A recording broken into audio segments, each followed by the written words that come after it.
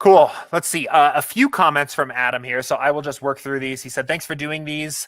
Sorry to belabor the talk of smart diversity / research builds, but watched the last few videos and curious if you could discuss the correlation slider in regard to test builds. You mentioned having ownership at 0, smart diversity at 10, but leaving correlation as is. I'm a bit unclear why to not also lower the correlation. Wouldn't having correlation at 0 make the test more robust in that it would show stacks that came naturally in those simmed results rather than searching / forcing correlation? This is a really good point, Adam.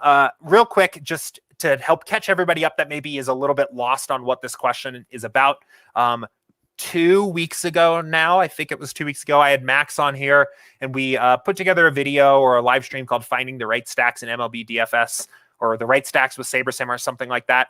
And the basis for the video overall was, at least in part, using these ideas of research builds where we would do things like turn ownership fade down to 0 and turn smart diversity up to 10 with the goal of seeing basically potential optimal lineups that were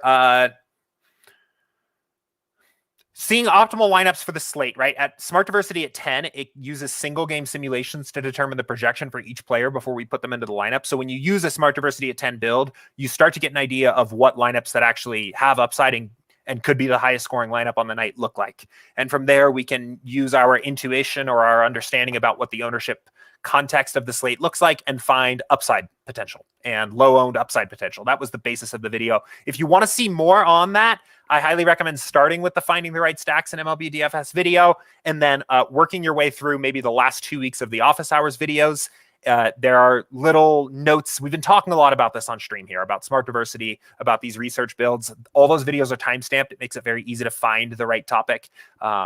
And I would go from there. But this question here is asking, like, why don't we touch the correlation slider when we do this? And it's a really good point. I actually think when Max does this, at least from the last time I talked about it with him, he does bring this down a little bit for the exact reason you've described here. What you're essentially going to get is when correlation is at 0, and we've talked about this build before here too, where you run a 0-0-10 build. Now you're actually literally taking single game simulation optimal lineups and just putting them together, right? So when you run this build, you're basically telling the builder to take a single game simulation of every game on the slate and put together what the optimal was in that case. And then another game simulation and another one. And when we actually run these builds, we'll run this one for this. These can be useful. The problem is that I think the reason why I like to leave correlation about where it is or just take it down a little bit is because we actually don't really need to build these lineups to win our contests. We'll pull this up in a second and you can see what the stack types look like. I think this can still be useful. I think it maybe is very useful to see, as Adam mentioned here, that you'll see natural stacks that come about. Because instead of actually weighting correlation, we're just allowing the simulation engine to organically give us the times where the stacks made sense, right? So like we don't have a lot of big stacks here because we've turned correlation off. So we have this 1-5-2 lineup, for example, and let's go ahead and edit. Let me edit 2 projections here.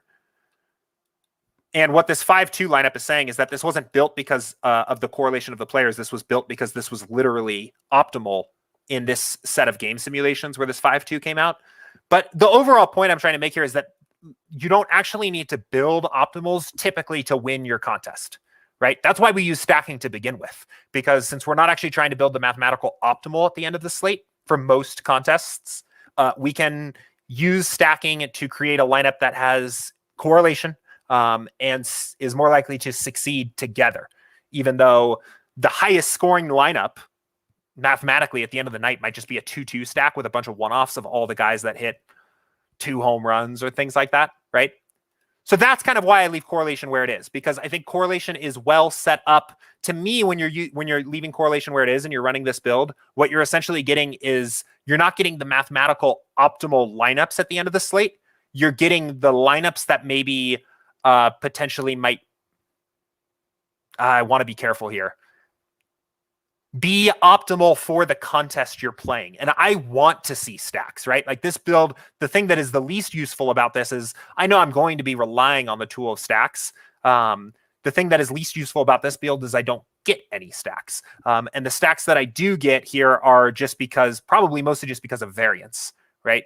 Even if in 500 lineups, the only 5 stack that came out optimal is a single Boston stack, or actually, let's actually expand this to 500 and just see. Right, so we have 4 lineups where an organic 5 stack came out of the Sims.